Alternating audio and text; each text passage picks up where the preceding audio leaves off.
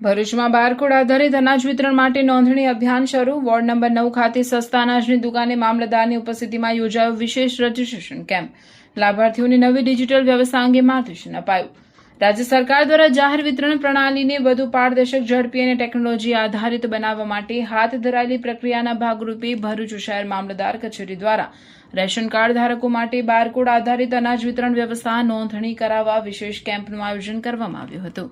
ભરૂચ શહેરના ward number 9 વિસ્તારમાં આવેલા ખારવા પંચનીવાડી વેજલપુર સ્થિત સસ્તા અનાજની દુકાને યોજાયેલા કેમ્પમાં મોટી સંખ્યામાં રેશન કાર્ડ ધારક લાભાર્થીઓએ હાજરી આપી પોતાની નોંધણી કરાવી હતી. કેમ્પ દરમિયાન લાભાર્થીઓને બારકોડ આધારિત અનાજ મેળવવાની નવી પ્રક્રિયા અંગે વિગતવાર માહિતી આપવામાં આવી હતી. તેમજ જરૂરી દસ્તાવેજોની ચકાસણી કરી સ્થળ પર જ નોંધણીની કામગીરી પૂર્ણ કરવામાં આવી હતી.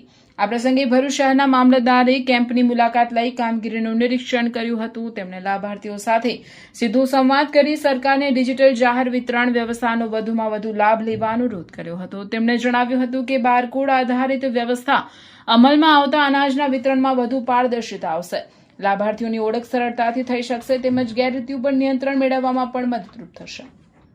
કેમ્પ દરમિયાન પૂર્વ કોર્પોરેટર દિનેશ મિસ્ત્રી, સામાજિક આગેવાન ઉમેશ મિસ્ત્રી, સામાજિક આગેવાન નીતિન મિસ્ત્રી તથા સ્થાનિક કોર્પોરેટર પણ ઉપસ્થિત રહ્યા હતા. ઉપસ્થિત આગેવાનોએ લાભાર્થીઓને સમયસર નોંધણી કરાવી નવી વ્યવસ્થાનો લાભ લેવા અપીલ કરી હતી.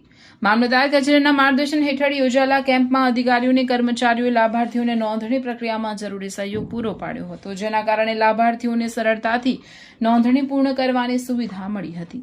પ્રશાસન દ્વારા જણાવાયું છે કે રેશન કાર્ડ પર સસ્તા દરે અનાજ મેળવતા તમામ લાભાર્થીઓએ સમયસર બારકોડ આધારિત નોંધણી કરાવી લેવી જરૂરી છે, જેથી ભવિષ્યમાં અનાજના વિતરણ દરમિયાન કોઈ મુશ્કેલી ન સર્જાય અને સરકારની ડિજિટલ જાહેર વિતરણ પ્રણાલીનો સરળતાથી લાભ મેળવી શકાય.